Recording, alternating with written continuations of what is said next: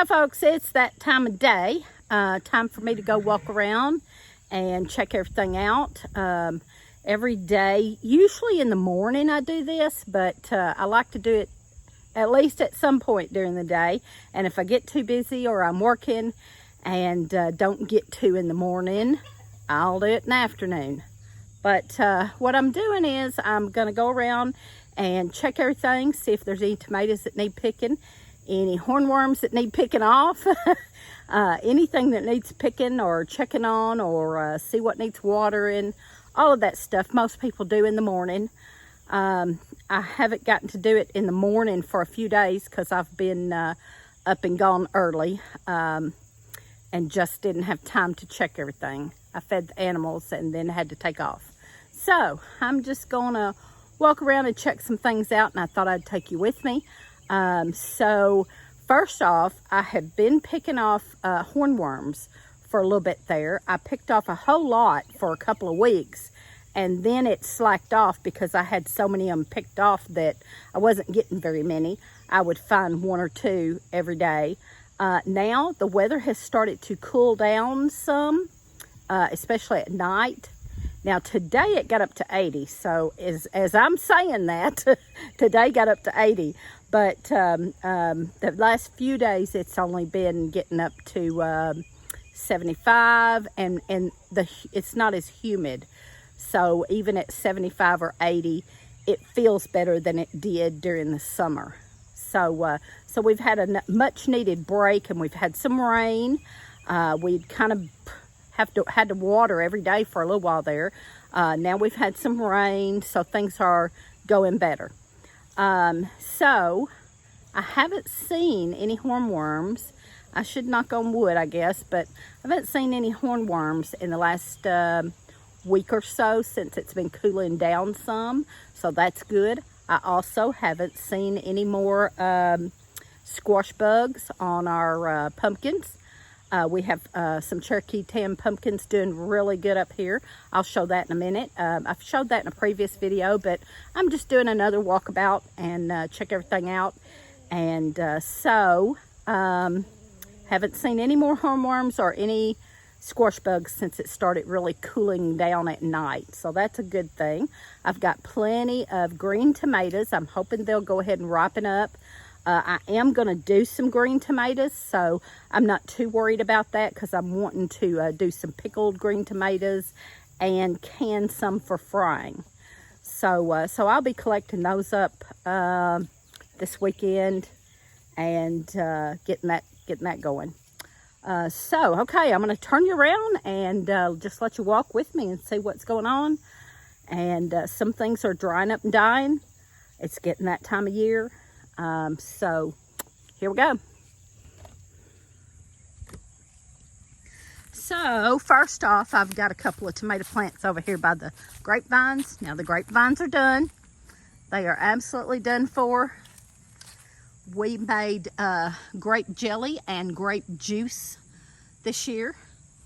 Those are done and over. Now I have a couple of tomato plants here by those that are doing really good. See, there's some green tomatoes on it all over in different spots. We'll be watching and picking those when they get a little bigger. Some of them are probably big enough. I will probably pick a bunch of those this weekend and get that pickled green tomatoes going. And I have a video way back on pickled green tomatoes if you want to see that, or I'll link that in the description. Yeah, no hornworms. And then the loofah, I've showed the loofah several times up in that tree. Oh my goodness, y'all, that thing has gone absolutely nuts. It is doing so good. For the longest time, I didn't think it was going to do good. I've videoed that in several videos if you want to go back and see how that progressed. But now, and I did have to water it several times because it was getting wilty looking, which it is again now. It takes a lot of water for that sucker. It's looking a little wilty right now, so I need to probably water that again this afternoon.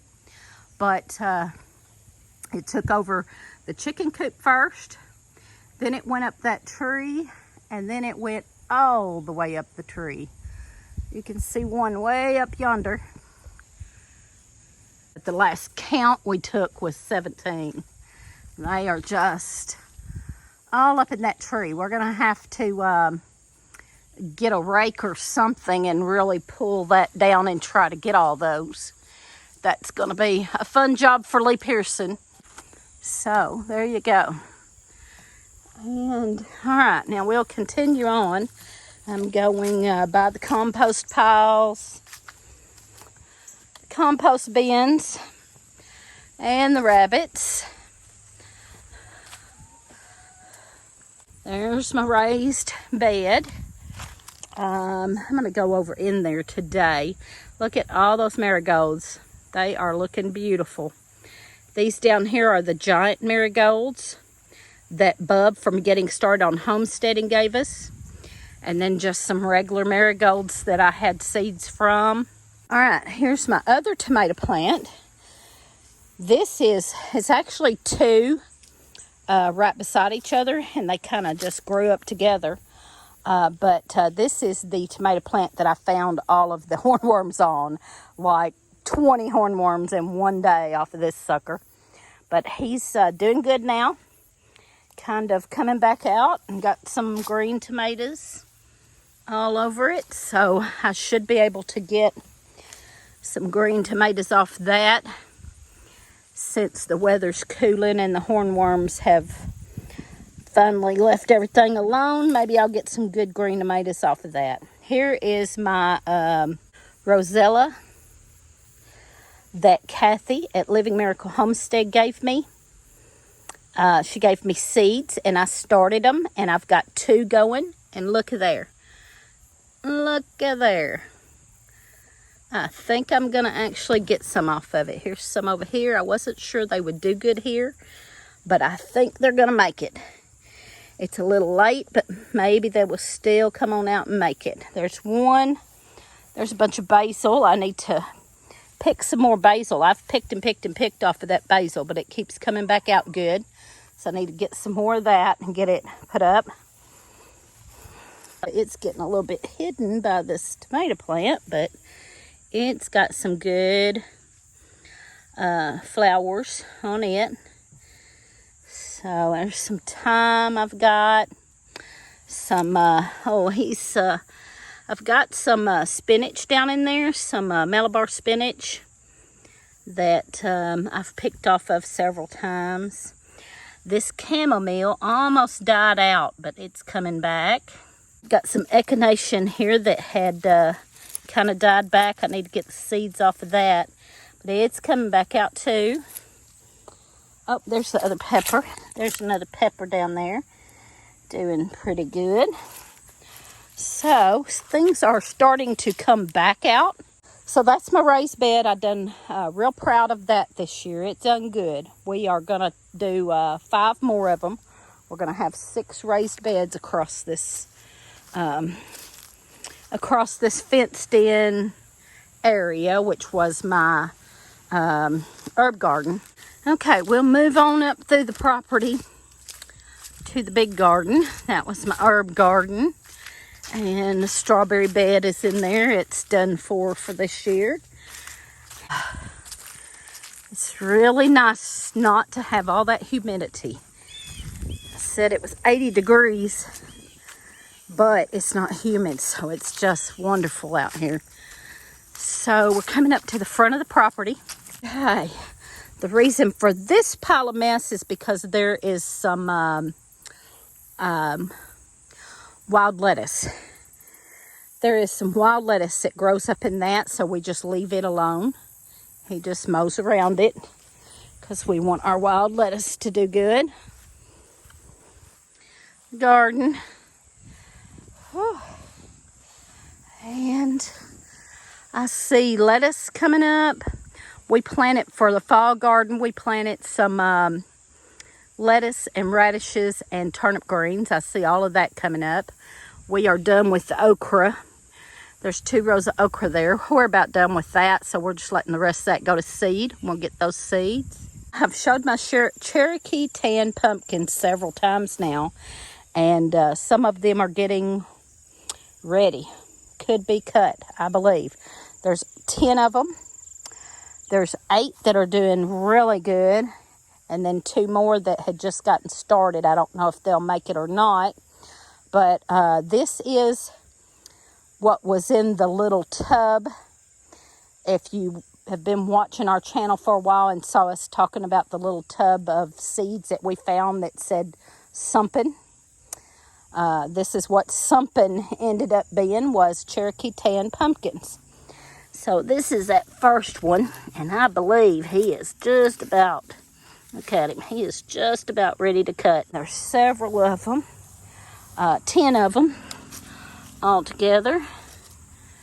So I'm ready to get those.